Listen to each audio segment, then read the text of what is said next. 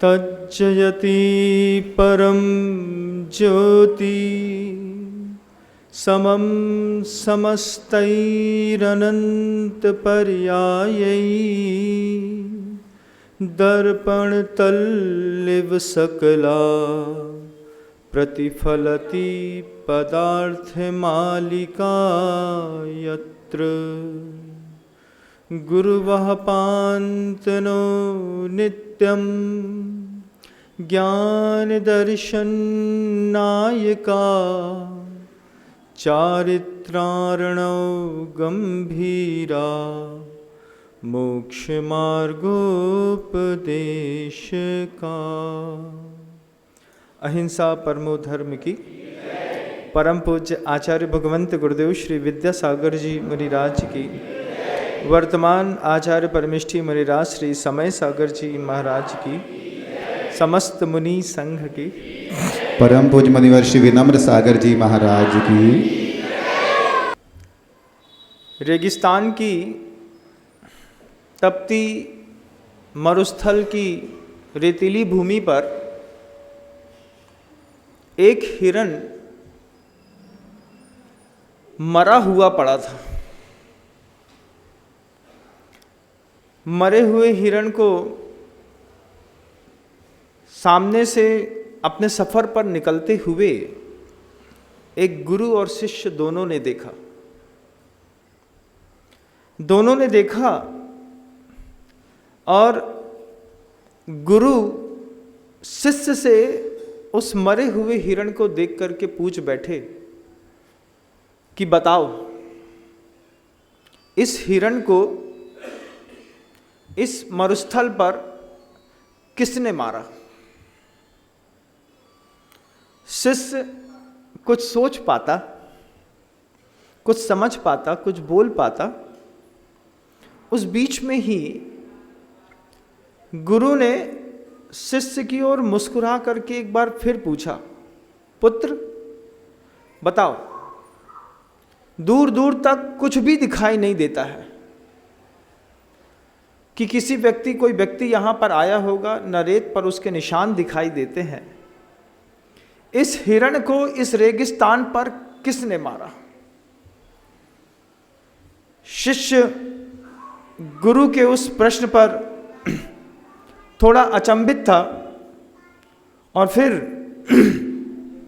अपने चेहरे की मुद्रा ऐसी बना करके वो गुरु से प्रतिप्रश्न कर रहा था कि गुरुदेव आप ही बताइए कि इस रेगिस्तान पर इस हिरण को किसने मारा?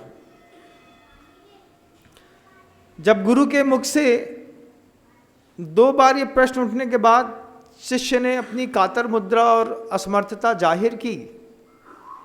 फिर गुरु शिष्य को समझाते हुए कहते हैं, ये जो हिरण है, ये हिरण भरी गर्मी में प्यासा होगा। प्यास के साथ साथ जब ऊपर से सूरज चमक रहा होगा तो साफ सुथरी रेत में सूरज की पड़ती हुई रोशनी के कारण इसको दृष्टि भ्रम हुआ होगा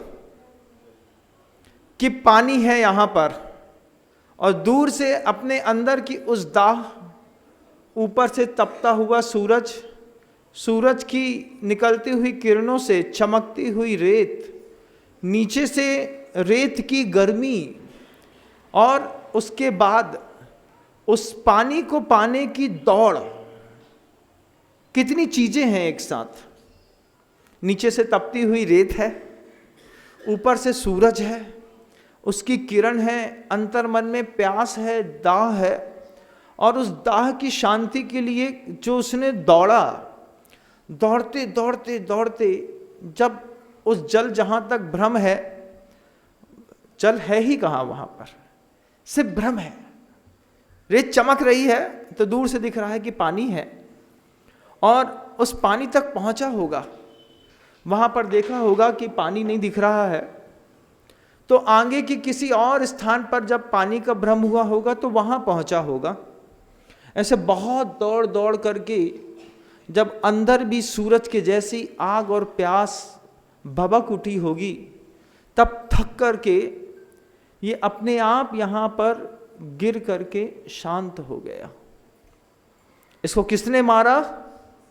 तो आचार्य कहते हैं इसको उसके अज्ञान ने मारा।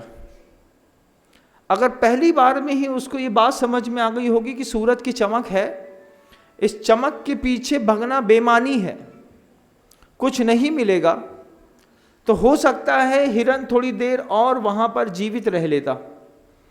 लेकिन एक साथ कंट्रोवर्सी है बहुत सारी लाइफ की, हर तरफ से एक साथ दाह चाह सब एक साथ पैदा होती है। अंदर से इच्छा पैदा होती है, नहीं होती है तो पैदा कर दी जाती है। आजकल तो इच्छा पैदा करने का जमाना है बंधु।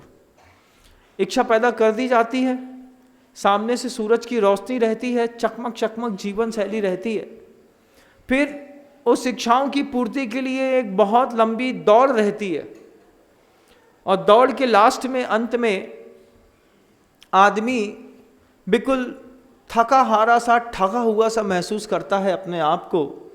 उम्र के 70, 75, 80 साल की उम्र में तो बैठे बैठे भी सिर हिलता रहता है और आंख से आंसू बहते रहते हैं। दादा कुछ हो गया? बेटा कुछ हुआ तो नहीं, लेकिन पूरी जिंदगी में कुछ कमा नहीं पाए, अंतिम जिंदगी के अंतिम पड़ाव में कुछ कर नहीं सकते, और एक दिन मृत्यु सैया में जैसे वो हिरण मरा हुआ पड़ा मिला, ऐसे ही हमारी और आपकी स्थिति भी बनती है। आचार्य कहते हैं उस बात को बार बार, जैसे उस हिरण को किसी ने नहीं मारा, उसको उसके अज्ञान ने मारा। रात में सोते वक्त जब हाथ में अचानक रस्सी आ गई और रस्सी को सांप समझने का वो जो भ्रम हुआ, और उस भ्रम के कारण जो अंदर एकदम से हार्ट अटैक आ गया और वहीं पर प्राणांत हो गया। कौन जवाबदार है उसके लिए? घर वाले नहीं, स्वयं का अज्ञान जवाबदार है। हमारा ये अज्ञान, जैसे वो हिरण जल नहीं पावे प्राण गमावे, भटक भटक मरता, वस्तु पराई माने अपनी, भेद नहीं करता। पढ़ा तो बहुत बार है और बच्चों को सिखाया भी होगा, मैं ऐसा मानता हूँ। जैन शासन में कुछ स्तुतियाँ, कुछ स्तोत्र पाठ ऐसे रेगुलर हो गए हैं कि हम उसका अर्थ समझे बिना, जैसे तोता जो होता है वो बार बार राम राम राम राम पढ़ता है, और जब कोई उसका गला दबाए तब क्या करता है? तब भी राम राम बोलता है क्या? तोते को कभी भी देखना, जिंदगी भर राम राम बोलेगा, लेकिन गलती से कोई उसका गला दबा दे तो टाएं टाएं की आवाज़ आती है।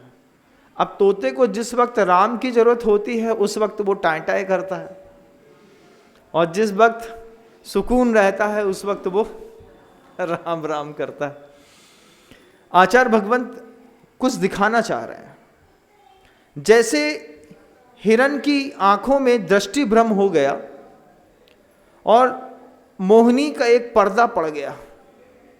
दर्शन मोहिनी एक शब्द है बंधुओं जैन शासन का। वस्तु जैसी है, परिस्थिति जैसी है, दर्शन मोहिनी उसको वैसा देखने नहीं देती। यथार्थ को यथार्थ के रूप में मोहिनी कर्म कभी देखने नहीं देता बंधु। गुरुदेव ने एक बार हम लोगों से सबसे कहा, आज मैं वो शब्द आपके बीच में भी रखूंगा, आप कभी प्रैक्टिकल करके देखिएगा कि मोहिनी कर्म हमारा इतना तीव्र है। कितना तीव्र है महाराज? आप आंख बंद करके अपनी पत्नी का चेहरा देखो, दिख जाएगा। अपने मकान का साइज देखो, दिख जाएगा। घर में पैसा कहाँ रखा है, दिख जाएगा। आप जो है गाड़ी कौन सी है, दिख जाएगी। आंख बंद करके देखिए गाड़ी की नंबर प्लेट क्या है, आपको दिख जाएगी। घर में कितनी साड़ियां हैं, कितने कलर की हैं, कहाँ पर रखी हैं, दिख जाएगा, सब दिख जाएगा। आपसे पूछें, आंख बंद करके अपना चेहरा देख करके बताओ। आंख बंद करके आप एक बार बताओ कि आप कैसे दिखते हैं। क्या आपको बंद आंखों में अपना खुद का चेहरा दिखाई देता है? महसूस कर पाते हैं कभी अपने आप को कि मैं ऐसा दिखता हूं, मेरे चेहरे पर यहाँ पर गोल इस तरीके का दाग है, इधर पे बाल ऐसे निकले हुए हैं, रेखाएं ऐसी गई हैं, आईब्रोज ऐसे हैं। कभी प्रैक्टिकली करके देखिएगा। मोहिनी कर्म इतना तीव्र है कि हर प्रत्येक पर वस्तु का दर्शन हम आंख बंद करके भी कर सकते हैं। आत्मा के दर्शन की बात तो बहुत दूर रही, वो जो चेहरा दिन में कितनी बार देखते हो भरोसा नहीं है। पहले तो आईना साथ में लेके आदमी नहीं चलता था, अब तो आईने भी जेब में लेकर के चलता है। स्क्रीन खोलता है, उसमें भी कभी ऑफ स्क्रीन में कभी ऑन स्क्रीन में, लेकिन अपना चेहरा जरूर देखता। एक स्वस्थ व्यक्ति दिन भर में कम से कम 600 बार अपना चेहरा देखता है। और 600 बार जिस चीज को देखते हैं, आंख बंद करके अगर आपसे कहें कि एक बार आंख बंद करके तुम देखो अपने आप को, बस कि अगर तुम अपने आप को देख पा रहे हो, जवाब ना में आएगा। समझ नहीं पाओगे कि तुम दुनिया में कैसे दिखते हो तो बात अलग है। अपने आप को एक बार देखने की कोशिश करो। आचार्य कहते हैं मोहिनी का पर्दा इतना तेज है, प्रत्येक पर वस्तु को हम देख लेते हैं लेकिन अपने आप का चेहरा भी नहीं देख पाते। फिर शब्द से एक नया शब्द खोलने का प्रयास करते हैं गुरुदेव। दर्शन मोहिनी शब्द है कि जो वस्तु जैसी है वैसी हम उसको देख नहीं पा रहे हैं। तो आचार्य भगवंत कहते हैं एक बार पूछो तो अपने आप से, एक बार पूछो अपने गुरु से कि ऐसा जीवन में कौन सा अपराध है, ऐसा जीवन में क्या किया है कि हिरण के जैसी स्थिति सबकी है। ये जो दिन भर आप गाड़ियों में दौड़ते हैं ना, एक भी व्यक्ति अपने लिए नहीं दौड़ता, एक भी व्यक्ति अपनों के लिए दौड़ है।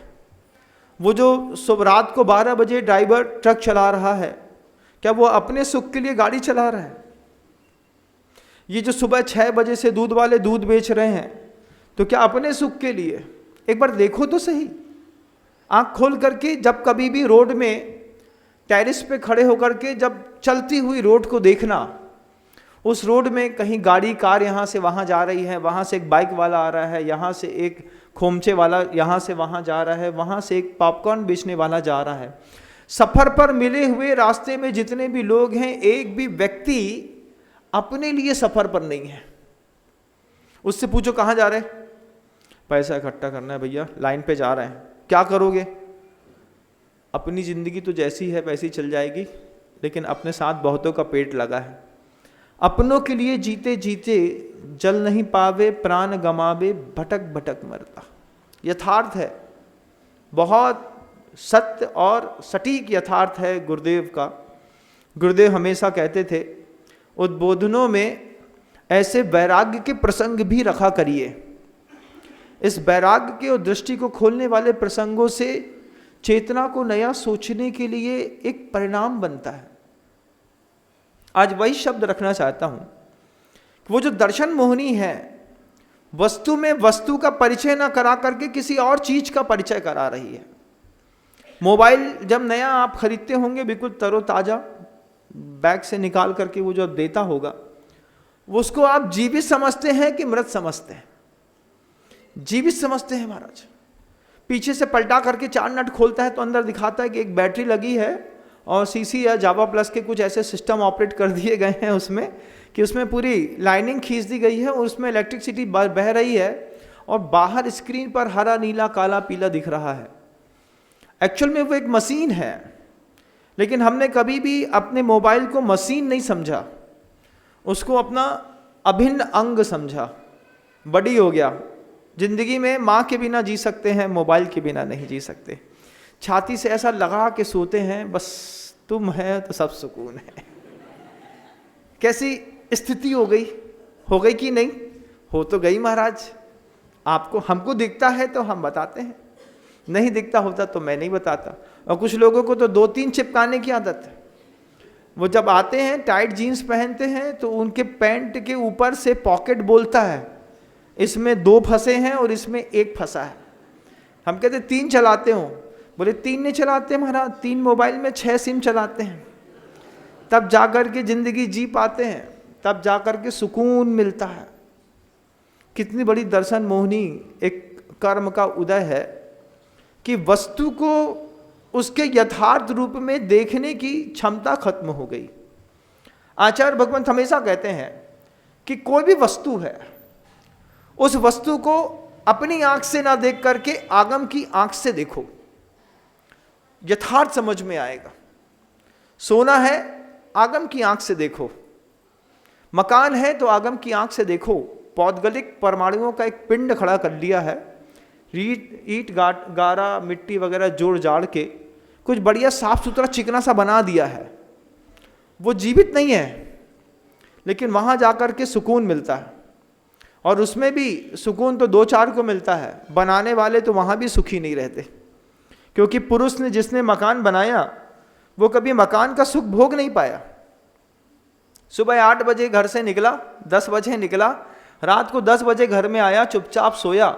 उसने देखा ही नहीं कि एसी कितनी ठंडक देता है, दुकान में कितना सुकून है, मकान में क्या है। हमारी दर्शन मोहनी हमको सिर्फ भटकाती रही, उस हिरण के जैसे हम भटकते रहे। और अंतिम समय में बस थोड़ी सी कंडोलेंस मीटिंग होती है, एक माला चढ़ जाती है, फलाने चंद जी नहीं रहे। लेकिन अगर फलाने चंद जी अपनी दर्शन मोहनी का कुछ 3 टुकड़ा भी कर लेते, जैसे अनंत अनुबंधी 4 कसाय और दर्शन मोहनी की 3 प्रकृतियाँ, मिथ्यात, सम्यक मिथ्यात और सम्यक प्रकृति, ऐसे 7 प्रकृतियों का अगर थोड़ा भी क्षय उपशम प्राप्त हो गया होता तो पाषाण में भगवान दिखने लगते, साधु में जीवित जिन दिखने लगता, जिनवाणी में माँ दिखने लगती, कि चढ़ाए हुए गंधोदकों में श्रद्धा पैदा हो जाती। फिर उस भक्ति जो मन के अंदर पैदा होती, वो भक्ति कमाल करती। क्या कमाल करती महाराज भक्ति? कुछ होता जाता नहीं है। हमने तो सुना था कि भक्ति तो हे बुद्धि से करनी चाहिए, उसमें आप उपादेय बुद्धि। कभी प्रैक्टिकली करके देखिएगा आप। जब डॉक्टर मना कर दे कि 4th स्टेज का सीवियर कैंसर है, कुछ नहीं हो सकता।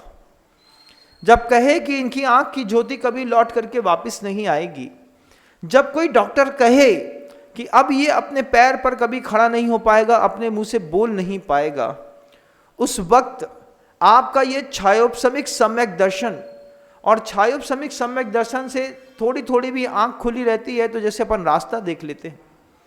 जरूरी नहीं है कि सूरज की रोशनी में ही तुम रास्ते पर चलोगे। अमावस की अंधारी रात में एक जुगनू का सहारा भी बहुत बड़ा होता है रास्ता दिखाने के लिए। कभी आप फंसे नहीं हैं बियाबान जंगलों में। अमावस की रात में हाथ पर अगर एक जुगनू भी बैठ जाए तो 4 वोल्ट की बैटरी से बल्ब का जितना वो एनर्जी जनरेट करता है, उससे भी लोग रास्ता देख करके और पार कर जाते हैं। और पहले के ज़माने में तो ऐसा ही होता था। 5, 7, 10, 15 जुगनू जाली में भर करके आदमी अपने पास रख लेता था। और रास्ते में जब अमावस की रात, गहरी रात होती थी, तो जुगनू को बाहर निकाल करके थोड़ा सा ऐसा हिलाता बस था और उनको हवा लगती थी और वो चमक उठते थे। उस चमक में भी लोग अपना रास्ता तय कर लेते थे बंधु। आज तो पूरी लाइट हैलोजनों से भरी हुई है रास्ते, लेकिन उसके बाद भी इंसान को दिखाई नहीं देता। आचार्य भगवंत कहते हैं कि जैसे जुगनी की रोशनी में भी रास्ता पार हो जाता है, ऐसे ही सुंडाव सर्पी पंचम काल में भी इन 7 प्रकृतियों का क्षय कर लें, क्षयोपशम को प्राप्त हो जाए या औपशमिक सम्यक दर्शन भी प्राप्त हो जाए, तो जो स्वस्थता दिखाई देती है उससे थोड़े समय में आदमी बहुत कुछ देख लेता है। क्या देख लेता है महाराज? वही बात बताना चाहता हूं कि क्या देख लेता है छायोपशमिक सम्यक दर्शन के साथ। मंदिर में आकर के प्रतिमा में धातु या पत्थर दिखाई नहीं देता, भगवान दिखाई देते हैं। प्रवेश करने से पूर्व में माथा टेक लेता है देवड़ी पर, भगवान के सामने हाथ जोड़ करके भक्ति जब वो करता है, मेरी माँ अस्वस्थ हो गई भगवान, दष्टम जिनेन्द्र भवनम भवतापहारी। सुना है कि आपकी उस भक्ति करने से उसका क्षय होता है। वो भक्ति कमाल करती है, 4th स्टेज के कैंसर के व्यक्ति को बरसों टिका करके रखती है इस संसार पे, क्योंकि भक्ति अंदर से छायोपशमिक सम्यक दर्शन बोल रहा है, अन्यथा शरणम नास्ति त्वमेव शरणम मम तस्मात् कारुण्य भावेन रक्ष रक्ष चिरेश्वर। वो भक्ति बोल रही है, त्रिभुवन नमस् त्रिभुवनार्थी हराय नाथ है, तुभ्यम नमः क्षितितनामल भूषणाय, तुभ्यम नमस्ते जगतः परमेश्वराय, तुभ्यम नमः जिन भवोदधि शोषणाय। ये कौन बोल रहा है? ये कोई आचार्य बोल रहे हैं? एक भक्त बोल रहा है जो सम्यक दृष्टि है, और अपने सम्यक दर्शन का सहारा लेकर के जब भक्ति व्यक्ति करता है तो बहुत सारे ऐसे शारीरिक मानसिक रोग जो डॉक्टर भी बोल दें कि कभी ठीक नहीं होने वाला, आपने आश्चर्य देखा होगा, मैंने तो बहुत देखे। गुरुदेव को, पूज्यवर को इतनी वचन सिद्धि थी, जब कभी भी कोई रोगाक्रांत व्यक्ति उनके पास आता, तरह तरह के संसार में रोग हैं बंधु, किसी का पैर सड़ गया, किसी को गैंग्रीन हो गया, किसी की आंख फूट गई, किसी को रेटिना का कैंसर हो गया, किसी को ब्रेन हेमरेज हो गया, किसी की जुबान चली गई। गुरुदेव के पास जब ऐसे दुखित त्रसित लोग आते, गुरुदेव मुस्कुरा करके कहते, देखो शरीर पे रोग तो आ ही गया है, एक काम करो, 4 प्रकार के आहार का, रात्रि का भोजन का सबका त्याग कर दो, संध्या के बाद का। और व्यक्ति उनकी बात मान लेता, स्वीकार कर लेता। डॉक्टर बोलता रात में 12 बजे गोली खानी पड़ेगी, डायबिटिक पेशेंट है, रात में 9 बजे थोड़ा सा चिप्स लेनी पड़ेगी, पानी पीना पड़ेगा, जूस पीना पड़ेगा, कोई भरोसा नहीं।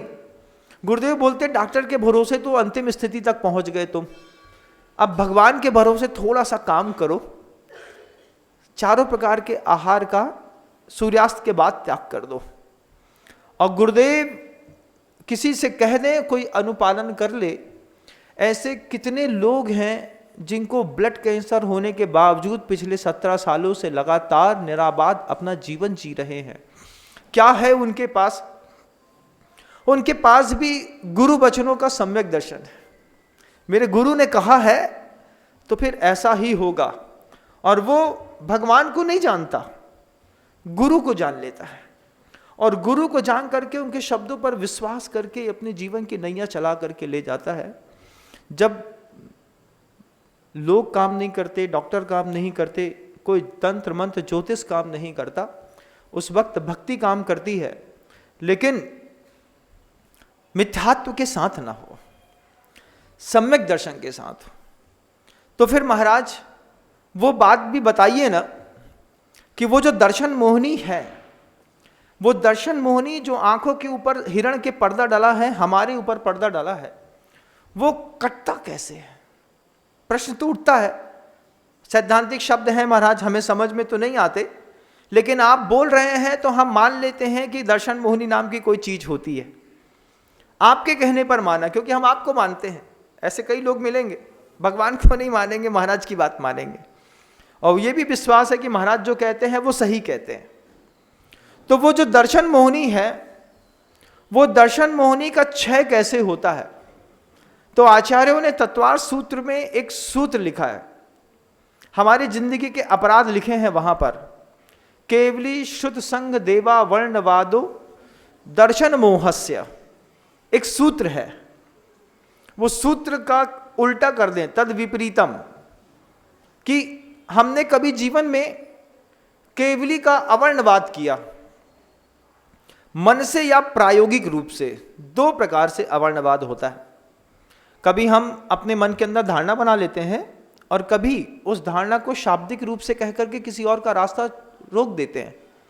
कोई मंदिर जा रहा था और रास्ते में हमने कमेंट कर दिया, मंदिर तो शाम को चले जाइयो, चलो अबे घूम के आ रहे हैं।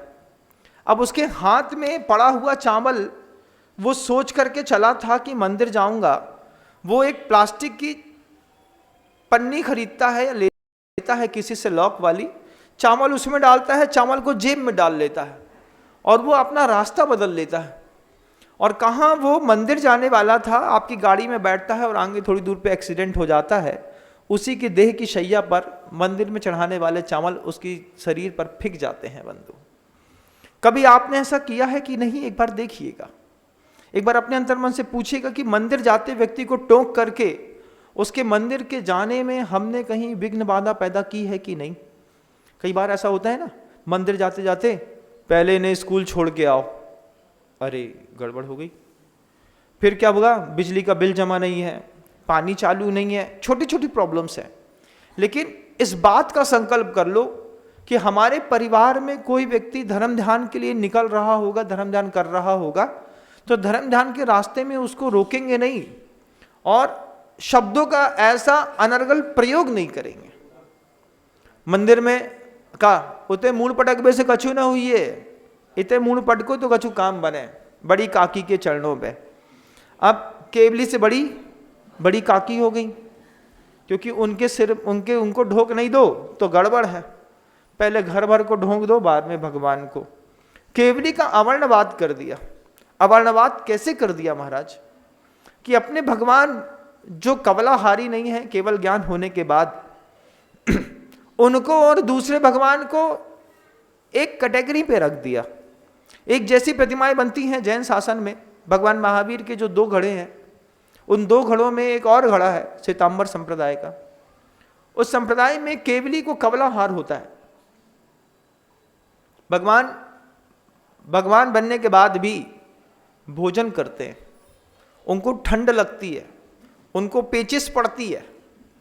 तो ये सब चीजें जो होती हैं, और उसमें मान लीजिए किसी समाज में धार्मिक सोसाइटी को मैनेजमेंट करने के लिए हमने एक ही वेदी पर दिगंबर शासन की और श्वेतांबर शासन की मूर्तियां रख दी, और रखने के बाद अरे भगवान तो भगवान होते हैं, उदक चंदन तंदुल पुष्प कई करके इधर से उधर तक बच्चा जो है चावल चढ़ा करके चला आया। अब चावल तो आपने चढ़ा दिया, लेकिन केवली का अवर्णवाद हुआ कि नहीं हुआ, एक बार आप देखिएगा कि एक मूर्ति पर कवलाहार की स्थापना है, रात्रि भोजन, जबकि आपके यहाँ 18 दोषों से मुक्त है। तीर्थंकर केवल ज्ञानी होने के बाद 18 दोषों से मुक्त होते हैं, और यहाँ पर वो 18 के 18 दोषों से युक्त होने के साथ ही केवल ज्ञान हो जाता है। और दोनों प्रतिमाओं को एक ही आसन पर बैठा करके अगर मान लीजिए हमने उनकी आराधना करी, तो फिर एक केवली पर दूषण लग गया। हमने करी, हमको देख करके हमारे बच्चे ने करी, और उसको देख करके हमारे मित्र ने करी, हम बिगड़े, 3 को और ले डूबे, अवर्णवाद कर दिया।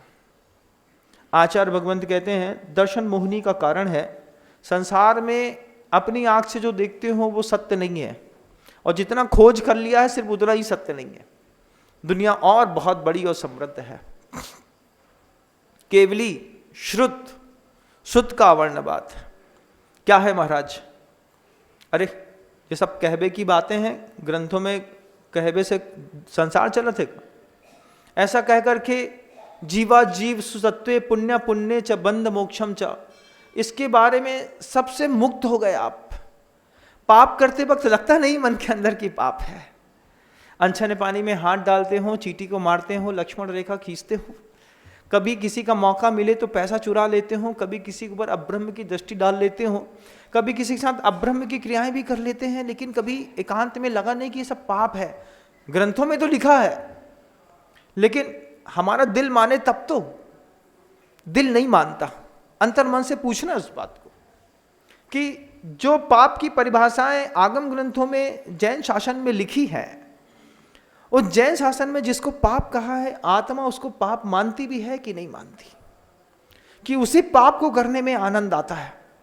महाराज अनुभव तो यही कहता है, आगम कहता है कि सत्य बोलो, और अनुभव कहता है कि झूठ बोलने पर जो सुविधाएं मिलती हैं वो सत्य बोलने पर नहीं मिलती। आगम कहता है कि चोरी करने पर पाप होता है, लेकिन जब तक सुबह से लेकर शाम तक, चाहे टैक्स की हो, चाहे पैसे की हो, चाहे किसी और चीज की हो, चोरी ना करे तब तक सुख के कोई साधन उपलब्ध नहीं है। मतलब संसार आपका सिर्फ 5 पापों पे ही डिपेंडेंट है, और उसके प्रति हमारी आस्था भी बहुत दृढ़ है। तब भी गुरुदेव कहते हैं कि कम से कम अगर 1 घंटे के लिए मंदिर आओ, देशना सुनो, तो उस वक्त अपने आप को अपराधी महसूस करो। 23 घंटे उस माया की नगरी में रहते हैं, माया की दुनिया में रहते हैं, कोई बात नहीं है, लेकिन अगर 1 घंटे के लिए भी मंदिर में आओ तो ये बात को मानो कि मैं वहां पर पाप करता था। पुण्य की परिभाषा जो साधु परमेष्ठी कह रहे हैं, बस वही सही है। ऐसी धारणा भी व्यक्ति की दर्शन मोहनी की प्रकृतियों में बदलाव लाती है। क्षायोपशमिक सम्यक दर्शन भी अगर हो गया तो कमाल हो जाता है बंधु, कमाल। जैन शासन बहुत समृद्ध है। उस भील को बात समझ में आ जाती है, उस मांस खाने वाले खादिरसार भील को वो बात समझ में आ गई कि कौवा का मांस ही छोड़ देते हैं। छोड़ दिया और सम्यक दर्शन को प्रबल करते हुए गुरु की एक छोटी सी आज्ञा को पालन करके वो भील वहां से निकल गया। वो सियार रात्रि भोजन त्याग करके उस पर्याय से निकल गया। वो सुअर आवास दान देकर के वहां से निकल गया। हम जैन कुल में आकर के जैन शासन में तीर्थंकर की प्रतिमाओं को छूने के बाद भी निकल नहीं पाए। कैसा अद्भुत जैन शासन, कैसा अद्भुत वो सम्यक दर्शन। सुअर को समझ में आ रहा है, कोई देशना नहीं दे रहा उसको, कोई नहीं समझाता वहां पे, बस उसको समझ में आ रहा है कि साधु हैं, बैठे हैं, शांत हैं। इधर से शेर आ रहा है, निश्चित ये अंदर जाएगा, इनको खाएगा, इसके भाव ठीक नहीं दिखते। भिड़ गया, कट गया, फट गया, मर गया, लेकिन नाम जैन ग्रंथों में अमर कर गया। वो सियार अमर कर गया जिसने मुनि महाराज को देख करके शाम के पानी का त्याग कर दिया था। नीचे बावड़ी में गया, बहुत प्यासा था, पानी था, ठंडा था, लेकिन अंधेरे में पानी दिख नहीं रहा था उस सियार को। ऊपर निकला, देखा सूरज है, नीचे गया अंधेरा है, ऊपर गया सूरज है, नीचे गया अंधेरा है। 4 बार ऊपर नीचे हुआ, सूरज डूब गया। उसका सूरज भी जिंदगी का डूब गया, लेकिन सम्यक दर्शन का साथ लेकर के सौधर मंदिर में जाकर के महर्दिक जाति का देव बन गया। कमाल है। आप देखो, जैन शासन ये नहीं कहता है कि साधु के जैसा पुरुषार्थ करोगे तब जाकर के मुक्त हो पाओगे। तुम जहां खड़े हो वहीं से तुम्हारी मुक्ति का एक रास्ता निकलता है। हमारी मुक्ति का रास्ता तो इस मार्ग का यहां से निकलता है, ये अलग बात है, लेकिन आप जहां खड़े हैं वहीं से तुम्हारे लिए एक रास्ता है। चौके में रोटी बना रही हो तो वहां से एक रास्ता निकलता है मोक्ष जाने का। एक बच्चे को तैयार कर रहे हो तो वहां से भी रास्ता निकलता है मोक्ष जाने का। एक रास्ता साधु को आहार दान देते वक्त भी निकलता है, रात में सोते वक्त भी एक रास्ता निकलता है। जब भरी गर्मी में जब कूलर एसी के बाद भी नींद नहीं आ रही है, एक रास्ता निकलता है सोच का, कि सोच करके ये देखे कि वो साधु परमेष्ठी रात में मच्छर के साथ कैसे सो रहे हो। एक कल्पना, रास्ता निकलता है, हम निकालना बस चाहें तो। गर्मी के दिनों में सुबह 6 बजे सो के उठे नहीं कि एक फ्रिज की बोतल खोली, 4 घूंट पानी पिया, फिर फ्रेश हुए, तैयार हुए, फिर घर से निकले, लेकिन एक रास्ता निकलता है ये सोचने का कि 10 बज गया, उनका कंठ भी तो सूख रहा। जहां पे आप हैं वहीं से एक रास्ता निकलता है। सोचने का खेल है। क्या कर सकते हैं महाराज? आपकी जैसी साधना तो नहीं कर पाएंगे, एक समय भोजन नहीं कर पाएंगे, दिगंबरत्व तो नहीं स्वीकार कर पाएंगे, केशलोच नहीं कर पाएंगे, पद विहार नहीं कर पाएंगे, पैर का छाला नहीं सह पाएंगे, लेकिन उसके बाद भी तुम जहां पर हो वहीं से अपना रास्ता खोजो। मैं पाप करता हूं, झूठ बोलता हूं, मायाचारी करता हूं, चोरी करता हूं, सब करता हूं, महाराज कहते हैं वहां से एक रास्ता निकलता है। तुम्हारा रास्ता कहां से निकलता है? अपने लिए गुरु से जाकर के रास्ता पूछो, उनसे बोलो महाराज मेरा रास्ता मुझे दिखाओ ना, मेरे लिए रास्ता कहां से निकलता है। तो आचार्य कहते हैं कि वो दर्शन मोहनी केवली शुद्ध संग देवा वर्णवादो दर्शन मोह से वो जो शब्द है, उसमें बस इतना संकल्प करो कि किसी मंदिर जाते व्यक्ति को टोकेंगे नहीं। कोई मंदिर जा रहा हो तो ये नहीं बोलेंगे कि भैया जल्दी आ जाइयो। जल्दी आने से क्या है, बोल देते ना पहले से, खा रोटी हम ना बना है, अपनों खुद देख लो। इतना संकल्प करो कि बहू मंदिर जा रही है, लौट के आएगी, फिर चिक चिक करेंगे, रास्ते में उसका दिमाग खराब नहीं करेंगे। कमाल हो जाएगा, जिंदगी का कमाल है। सोचेंगे तो हो जाएगा, सोचेंगे तो शुद्ध का वर्ण बात नहीं करेंगे। जब बच्चा छोटा सा बोले कि रात्रि भोजन नहीं करते हैं मम्मी, तो ये मत बोलो है खा लो कोई फर्क नहीं पड़ता, इतना बोलो तुम सही कह रहे हो, बात तो सही है, तुम मत खाओ, इतना कहकर उसको अलग कर दो। और अपने अंतर्मन में पूछो अपने आप से, उस छोटे से बच्चे को पता है रात्रि भोजन नहीं करते और हम आलू की सब्जी के साथ गपा गप रात में अंदर किए जा रहे हैं। तुम पाप करते हो अलग बात है, लेकिन अपने पाप का प्रचार तो मत करो, अपने पाप का समर्थन किसी पड़ोसी से तो मत कराओ। ये तो मत बोलो कि तुम मेरे साथ करोगे तब मुझे सुख मिलेगा। बड़ी बड़ी होटलों में जाते हैं, बड़ी बड़ी रिसेप्शन में अभी जाएंगे क्योंकि सीजन आ गया है शादी का, तो रात के 11 बजे जब दही बड़ा रात के 11 बजे खा रहे हो, तो ये तो मत बोलो कि सब चलता है। ये बोलो कि जैन शासन इसके लिए मना करता है, उसके बाद भी हम खा रहे हैं, ये मेरा व्यक्तिगत अपराध है, लेकिन तुमको खाने के लिए नहीं बोलूंगा। लेकिन हमने इनविटेशन कार्ड में लिखा है स्वरुचि भोज शाम को 7 बजे से आपके आगमन तक, जहां पर सूर्यास्त के बाद भोजन की व्यवस्था बंद कर दी थी हमने। जैन शासन ने कह दिया था कि शाम को सूर्यास्त के बाद नहीं खाना, लेकिन कार्ड में चला करके छापा है ना आपने, अपना स्टैंडर्ड मेंटेन करने के लिए। भैया हमारे तो बड़े बड़ों से संबंध हैं, एक और थोड़ी बड़े से संबंध हो गया होता तो जितने धरती के बड़े हैं ये सब सुधर गए होते।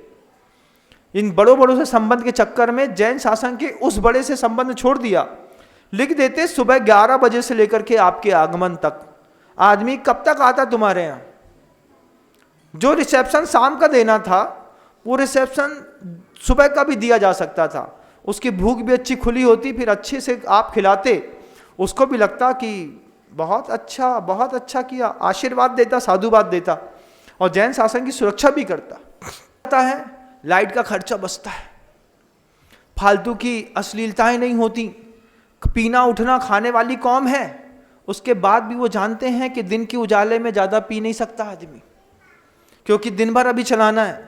जितने भी आपराधिक प्रवृत्तियों के जितने भी पाप होते हैं वे सब रात को 9 बजे के बाद होते हैं।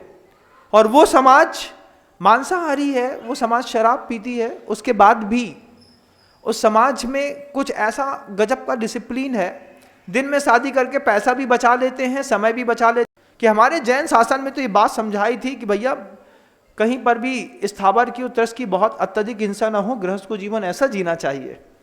और हमने शाम को महाराज बेहतरीन डेकोरेशन होगा, अच्छी लाइटिंग होगी, फिर वो बड़े वाले बल्ले चलने वाले फोड़े जाएंगे, वो क्या होता है, कुछ होता है ना फोड़ने वाला, ऐसा होता है, उससे निकलता है बाहर है, हाँ जो भी है हमको नाम नहीं पता, तो वो निकलता है, फिर वो बहुत सारे वो फोड़े जाएंगे, फिर वो दुनिया भर की बातें होंगी। फिर एक छोटा सा काउंटर साइड पे लगा होगा फूफा जी की तरफ से, क्योंकि घर में तो देना मना है, घर वाले तो दे नहीं सकते, तो क्या करें, अब घर का दामाद है वो फूफा जी, तो फूफा जी ने 30-40-50 हज़ार दे दिए थे महाराज, तो साइड में एक काउंटर है, तो धीरे से इशारों में पूछते हैं कुछ जुगाड़ है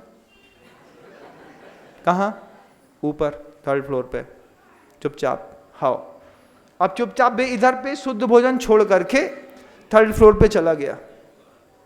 फिर वहां से जो लेकर के आया, ना कहूं अपने मुख से तो अच्छा है बंधु, लेकिन आप ये नहीं सोचना कि साधु परमेष्ठी को कुछ पता नहीं रहता, पता तो सब रहता है, लेकिन अंदर वेदना भी होती है। उसके बाद भी गुरुदेव करुणा करके कहते हैं कि जहां खड़े हो वहीं से रास्ता निकलता है तुम्हारे बाहर निकलने का।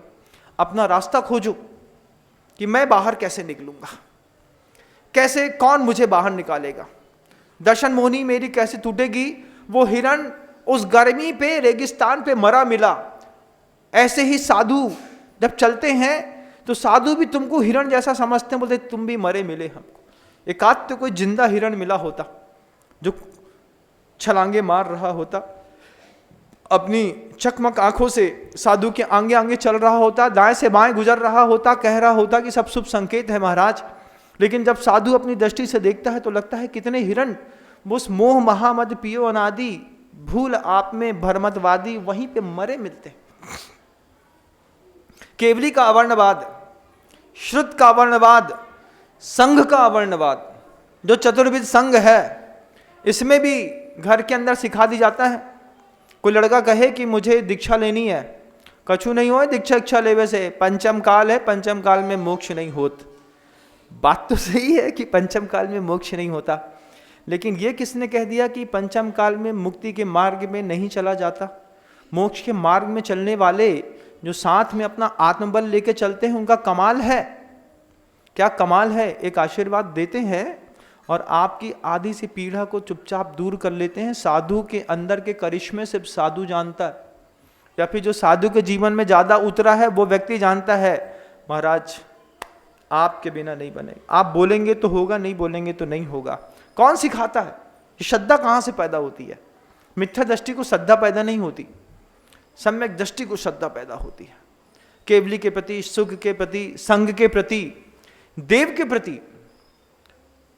अभी कल शुद्ध पंचमी का पर्व निकला और पूज्य आचार्य भगवंत गुरुदेव श्री समय सागर जी महाराज जी के मंगल सानिध्य में सहस्कुट जिनालय कुंडलपुर का गुरुदेव के आशीर्वाद से जिन प्रतिमाओं की प्रतिष्ठा हुई थी उसका अंतिम रूप साकार हुआ।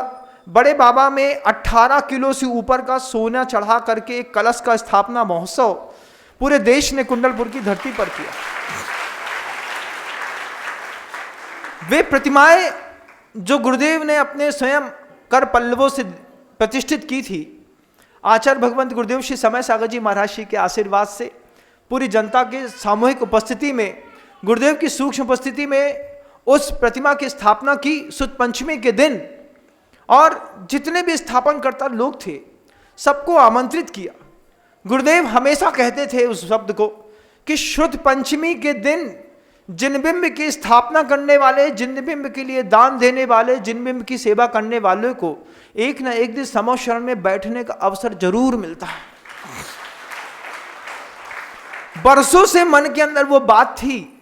फिर जब 11 तारीख शुद्ध पंचमी के दिन स्थापना की बात रखी और रखते वक्त जब कहा कि शुद्ध पंचमी के दिन सारे जिन बिंबों की प्रतिष्ठा उनकी मूल वेदी पर होनी है, हमने गुरुदेव को अनंतों बार प्रणाम करके कि भगवान कम से कम 1000-1500 लोग ऐसे होंगे जिन्होंने वहां पे जिनबिंब रखा होगा। आपने तो एक छोटे से महोत्सव को बुला करके करा करके 1500 लोगों को अपने समोशरण में बैठने की अनुमति जो प्रदान करी, उसके लिए आपके चरणों में बारंबार प्रणाम। क्या वैभव था बंधु। शुद्ध पंचमी के दिन जिनबिंब की स्थापना करके समोशरण में बैठने का एक सौभाग्य प्राप्त होता है। जब गुरुदेव से मैंने 8-10 साल पहले ये बात सुनी थी, तब से मैं लोगों को प्रेरणा देता था कि भैया कुछ करो या नहीं करो, या तो शास्त्र की अच्छे से पूजा अर्चना करो, नहीं तो शुद्ध पंचमी के दिन एक जिनबिंब रखने का सौभाग्य जरूर प्राप्त करो। और मैं ये अपेक्षा करूं कि अगली बार जब भोपाल में पंच कल्याणक हो सहस्कुट जिनालय का,